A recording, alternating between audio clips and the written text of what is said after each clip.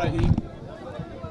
लाखों करोड़ों दरूद मोहम्मद मुस्तफ़ा सल्लल्लाहु अलैहि वसल्लम, उनकी आल पर, उनकी औलाद पर, उनकी उम्मत पर। सबसे पहले तो मैं आप सब बहनों और भाइयों का शुक्रिया अदा करता हूँ, जो मोहब्बत, जो इज़्ज़त आपने बख्शी उसके लिए। ज़रा खामोश रहिएगा प्लीज़, ज़रा खामोश रहिए प्लीज़, खामोश रहिएगा। सबसे पहले तो मैं आप सबका बहुत शुक्रिया अदा करता हूँ, अपने बुज़ुर्गों का, बहनों का, भाइयों का, बेटों का, कि आप सब ने जो इज़्ज़त बख्शी, जो प्यार बख्शा आज फैसलाबाद आमद पर, मेरे अपने शहर में। उसके बाद मैं बहुत बहुत शुक्रगुजार हूँ। महबूब आलम संधू हमारा भाई है, यहाँ से हमारा कैंडिडेट है पाकिस्तान तहरीक इंसाफ का।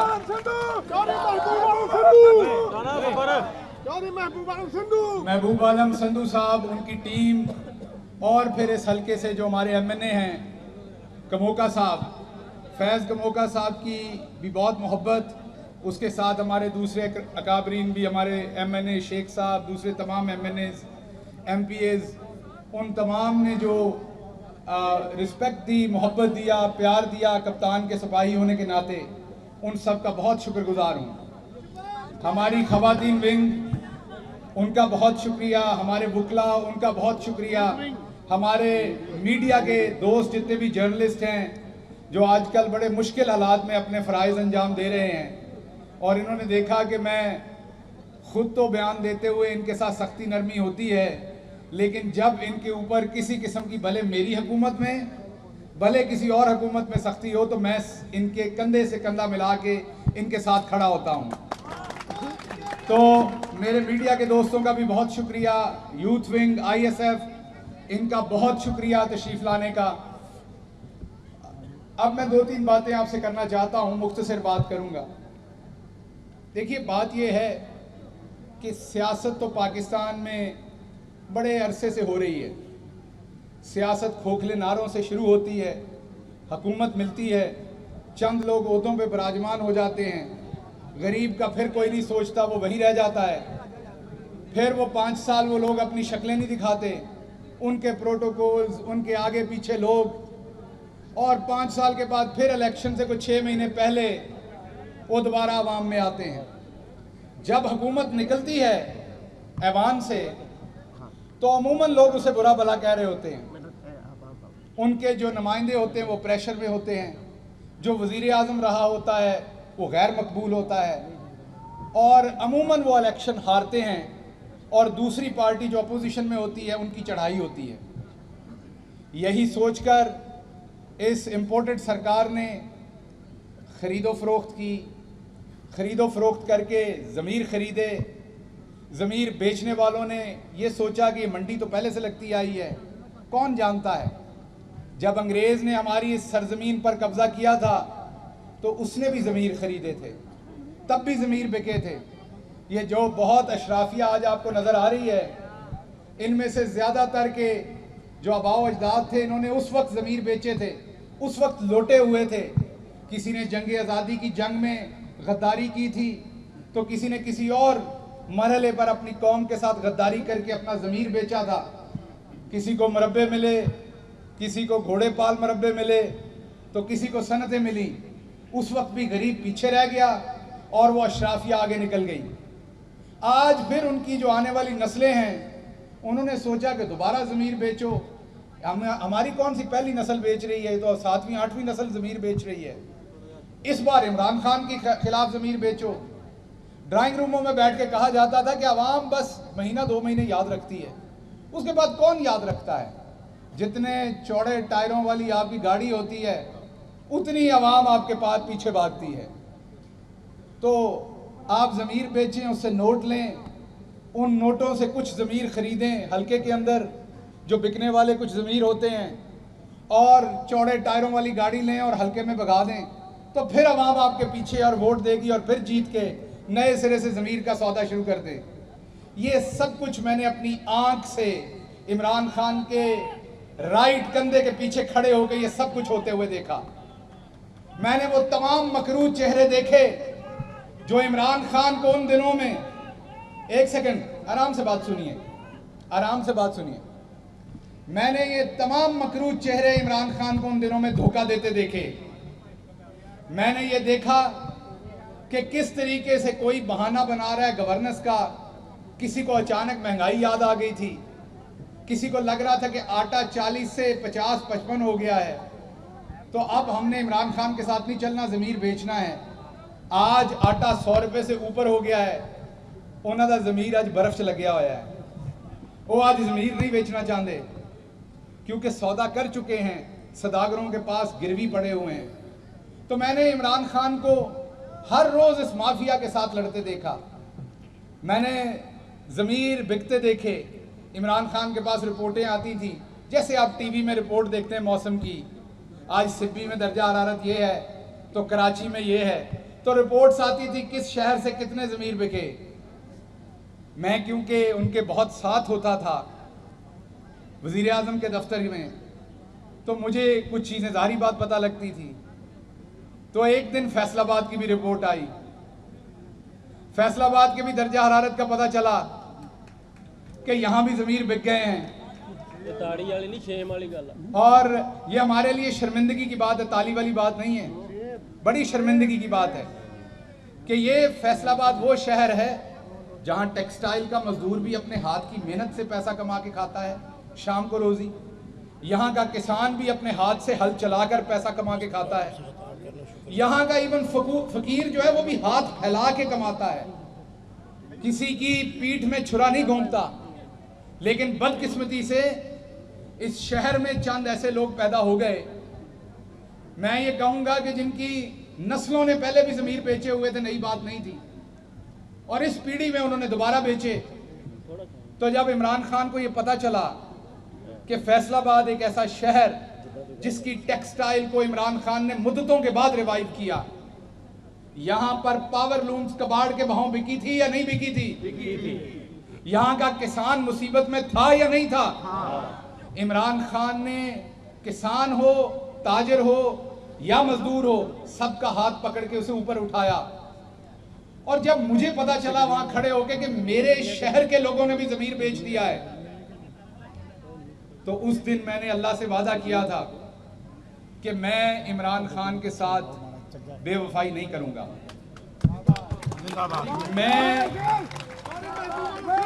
मैं अपने शहर की माओं के दूध की लाज रखूंगा। मैं इस शहर के जवानों की गैरत की लाज रखूंगा। मेरी औकात थोड़ी हो या ज्यादा हो, मैं अपना ज़मीर इमरान खान के खिलाफ नहीं बेचूंगा। चौधरी शहबाज गिल, चौधरी शहबाज गिल, बात करने दीजिएगा। जब आप ज़मीर नहीं बेचना चाहते, ये सहाफ़ी खड़े इन्हें पता है, कैमरामैन खड़े इन्हें पता है, सबसे ज्यादा इनका रोज क्योंकि पाला पड़ता है रोज। सहाफत में खबर वो होती है जिसे कोई रखवाना चाहे, ऐसी खबर नहीं होती जिसे कोई ना रखवाना चाहे। खबर वो होती है जिसे कोई ना कोई रखवाने में इंटरेस्टेड हो। और जब आप वो खबर देते हैं जिसे शहबाज गिल या राणा सनाउल्लाह या कोई और रखवाने में इंटरेस्टेड होता है, तो आपकी नौकरी भी खतरे में पड़ती है, आपके बच्चों का स्कूल जाना भी खतरे में पड़ता है, आपके घर वाले भी खतरे में पड़ते हैं। इसलिए सहाफत को इबादत कहा जाता है। इसी तरीके से जब आप ज़मीर नहीं बेचते, भले वो सहाफत हो या सियासत हो, तो फिर आप पे सख्तियां आती हैं। आपकी औकात से ज्यादा सख्तियां भी आती हैं। आपकी जितनी अल्लाह ने औकात दी होती है उससे ऊपर भी सख्तियां आती हैं। लोग आपका तमस्खर उड़ाते हैं, कोई आप पे हंसता है, कोई आपका मजाक उड़ाता है। आपके ऊपर सिर्फ एक टेस्ट होता है कि जब आप लौट के अपने लीडर के सामने जाएं तो आपकी आंखें नीचे नहीं होनी चाहिए, आप उसकी आंखों में देख के मुस्कुरा सकें। आपके सामने टेस्ट सिर्फ एक होता है, जब आप अपने घर जाएं तो आपकी मां जब आपका माथा चूमे तो उसकी आंखों में खुशी के साथ साथ गुरूर भी होना चाहिए कि उसने एक वफादार बेटा पैदा किया है। तो आप गरीब हैं या अमीर हैं, अगर आप गैरतमंद हैं तो आपके गैरत की कीमत कोई नहीं है। और मैं आपको यकीन से ये बताता हूं मैंने मिडिल क्लास और गरीब आदमी को ज्यादा गैरतमंद पाया है। मैंने उसकी गैरत को ना बिकने वाला पाया है। हालांकि वो गरीब होता है, मिडिल क्लास होता है, वसाइल कम होते हैं, लगता है कि उसको आराम से खरीदा जा सकता है। तो ये याद रखिएगा, ज्यादा या कम दौलत इस चीज की जमानत नहीं है कि आप गैरतमंद है और बकाऊ मॉल नहीं है। गुर्बत इस चीज की निशानदेही नहीं है कि आप करप्शन करेंगे। मैंने यहां जितना कोई ज्यादा सरमायादार है उतना उसे ज्यादा करप्शन करते हुए देखा है। इसलिए मैंने जो किया, ना मैंने इमरान खान पे एहसान किया, ना मैंने फैसलाबाद पे एहसान किया, ना अपने खानदान पे एहसान किया, ना मैं अपने सत्ता पिंडा पे एहसान किया। मैं पढ़ाया गया था कि आपने सबसे पहले अपने रब्बुल आलमीन और अपने पैगंबर, आखिरी पैगंबर मोहम्मद मुस्तफ़ा सल्लल्लाहु अलैहि वसल्लम के साथ और उसकी तालीम के साथ खड़े होना है। उसके बाद आपने अपने मुल्क और अपनी अफवाज के साथ खड़े होना है। उसके बाद आपने जो आपका नजरिया है, और मेरा नजरिया इमरान खान है, उसके साथ खड़े होना है। मैंने ये तीनों शर्तें इसलिए पूरी की कि आप जो यहां बुजुर्ग बैठे हुए हैं, आप लोगों की यही तरबियत थी हमें। मैं आपका बेटा हूं, मैं तुहाडी पग दे किसे वल नूं भी दाग नहीं लगन देंगा। मेरा तुहाडे नाल वादा है। जबरदस्त बबर शेर। मेरा तुहाडे नाल ये वादा है कि जदों जदों तुहानूं मैं किते भी नजर आवांगा, तुसी एक बारी फिर अपनी पग खोल के ते घुट के वल दे के बन्नोगे। मैनू वेख के तुहाडी पग दे वल मैनू वेख के ढिले नहीं होणगे। जिस तरह इत्थों दे कुछ जमीर फरोश जिन्हां दे सिरां दे नाल नाल उन्हां दे जमीर भी नंगे होए ने, उनकी तरह आपको मैं बिकता हुआ बाजार में नजर नहीं आऊंगा। ये कुछ लोग खड़े हैं यहां पर इस स्टेज के ऊपर, इनको भी बड़ी, मुझे पता है, मुझे तमाम हकायक का पता है। एक कमोका साहब खड़े हैं, बताएं मुझे कि क्या इन्हें नहीं आई ऑफर्स? क्या इनके जमीर की कीमतें इन्हें ऑफर नहीं की गई इनडायरेक्टली, डायरेक्टली? इनके पास भी वो मरहला था। या अपने खानदान की, अपने वोटर की, अपने हलके की, आप लोगों की आंखों में आंखें डालकर खड़े होते ये, या फिर टके लेके अपना जमीर बेच देते। इन लोगों ने चूज किया कि मुश्किल वक्त में कप्तान के साथ खड़े होंगे, पाकिस्तान के साथ खड़े होंगे। और मैं आपको एक और बात बता दूं, पाकिस्तानी अवाम जो है जज्बाती भी है। हमारी अवाम ठीक है, गरीब मुल्क है, ज्यादातर लोग गरीब भी हैं। ठीक है, हमारे कल्चर में कुछ मसाइल भी हैं, कई चीज़ों में हम ज़रा थोड़े से बहुत ज़्यादा रिजिड हैं। हमारे और बहुत सारे मसले हैं, बरादरीज़म पे भी बिलीव करते हैं, सारी चीज़ें हैं। लेकिन एक बात याद रखिएगा, जब भी कभी कोई ऐसा इम्तिहान आए जहां पर एक तरफ गैरत हो और दूसरी तरफ कुछ भी हो, पाकिस्तानी अवाम हमेशा गैरत की तरफ खड़ी होती है। बेशक बेशक।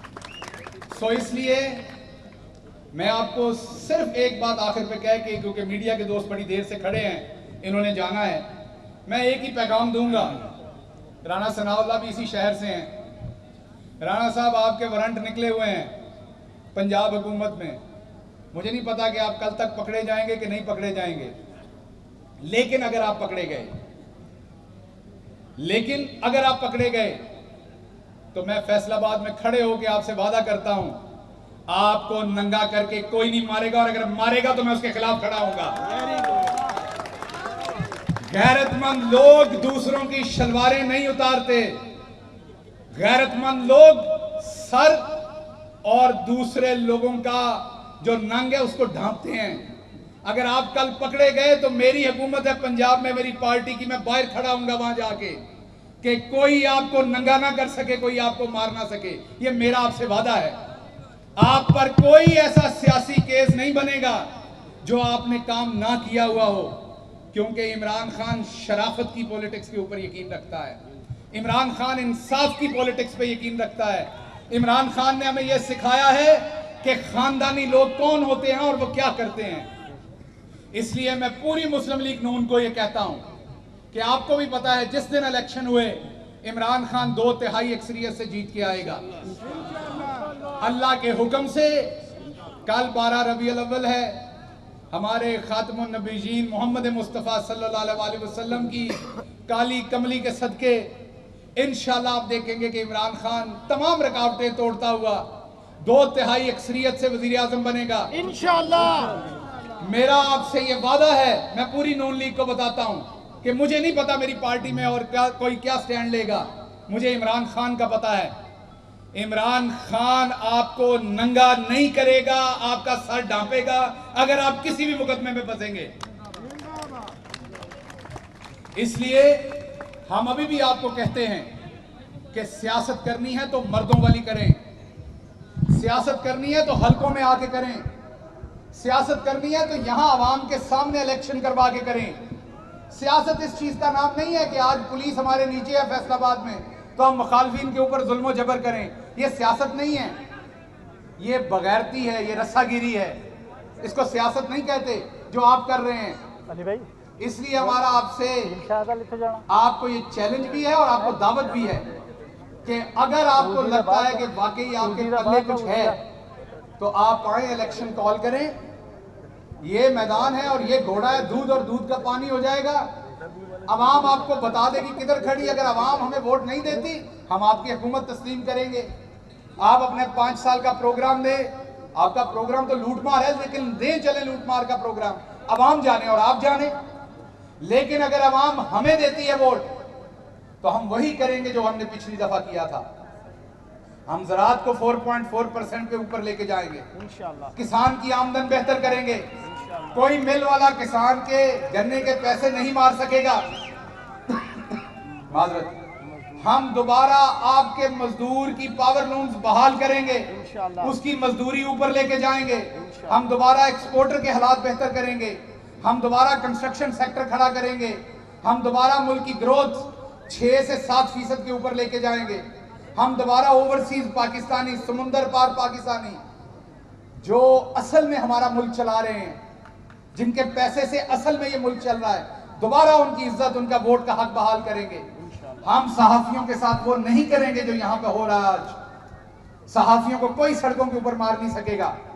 सो इंशाल्लाह वो इमरान खान का पाकिस्तान होगा, वो इंसाफ का पाकिस्तान होगा, वो इंसानियत का पाकिस्तान होगा, वो खुददारी का पाकिस्तान होगा। और उसमें एब्सोल्युटली नॉट कहा जाएगा जहां जरूरत पड़ेगी, लेटेंगे नहीं।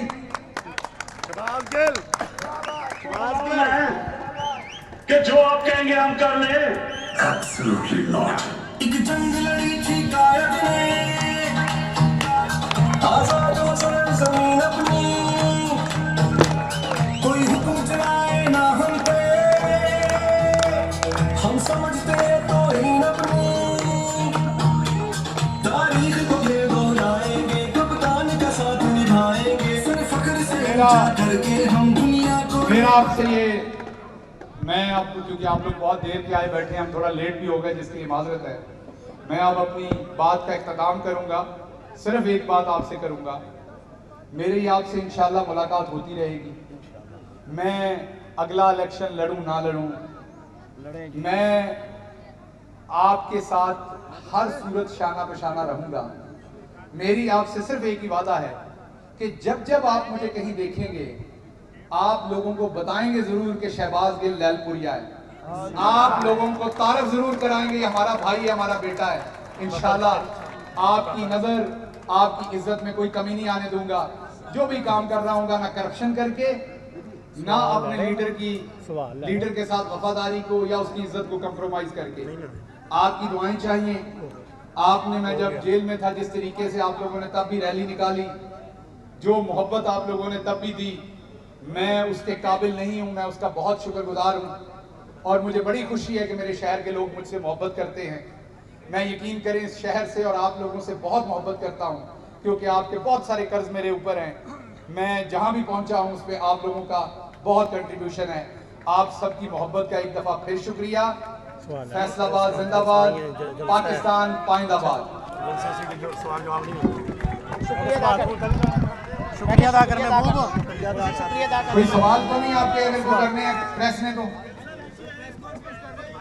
मैं इधर ही बोल देता हूं, सवाल करें।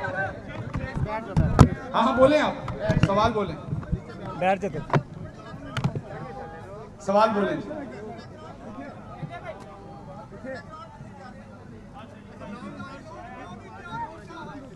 एक सेकंड जी।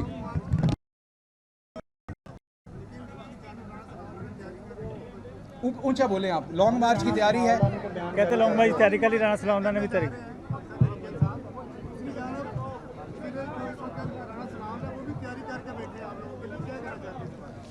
देखिए बात यह है कि जब आप असूल पे खड़े होते हैं तो बेअसूल बेज़मीर लोग हमेशा आपको डराने के लिए तैयारी ज़रूर करते हैं। अल्लाह का शुक्र ये है कि पाकिस्तान की 80 से 90% अवाम डट के इमरान खान के पीछे खड़ी है। इस बात का राणा सनाउल्लाह को भी पता है और राणा सनाउल्लाह की पार्टी को भी पता है। इस टाइम वो जो कुछ भी कर रहे हैं आपको उनकी आवाज़ में, आंखों पे और चेहरों पे डर नुमाया है। ये तैयारी कर लें। ये 27 किलोमीटर पे इनकी हुकूमत है। इंशाल्लाह जब खान अपनी स्ट्रेटजी सामने रखेगा अगले चंद दिन में तो इनको लग पता जाएगा। जब इमरान खान को गिरफ्तार करने का फैसला हुआ था तो पूरी दुनिया में जो है वो खबरें छपी थी कि पाकिस्तान की बड़ी बेइज्जती हुई। अभी जो वज़ीर दाखिला है आपके हुकूमत ने उनके वारंट गिरफ्तारी जारी कर दी है, तो इससे पाकिस्तान की बेइज्जती नहीं होगी? देखिए बात यह है कि अगर तो उन्होंने, मैंने पहले कह दिया, शुरू में कहा, अगर कोई सियासी मुकदमा उन पर गलत बना होगा तो मैं आपके साथ खड़ा होऊंगा, लेकिन उनके ऊपर जो दफात हैं, जो मुकदमा है वो ज़मीन की हेरा फेरी का है। उसके अंदर कोई आपकी तरह का गरीब आदमी जो है वो विक्टिम है, तो क्या उसको इंसाफ ना दे? क्या उसकी बात ना सुनी जाए? तो मुकदमे की नवीयत ज़रूर देखें कि वो सियासी है या वो मुकदमा असल में बना। अगर असल मुकदमा है तो भले मेरी पार्टी के खिलाफ हो, मेरे पे हो या किसी और पे हो, तो असल मुकदमा बिल्कुल होना चाहिए। सियासी जब इंतकाम होता है तो वो दुरुस्त नहीं है। ठीक है जी, बहुत शुक्रिया। मैं कर देना शुक्रिया।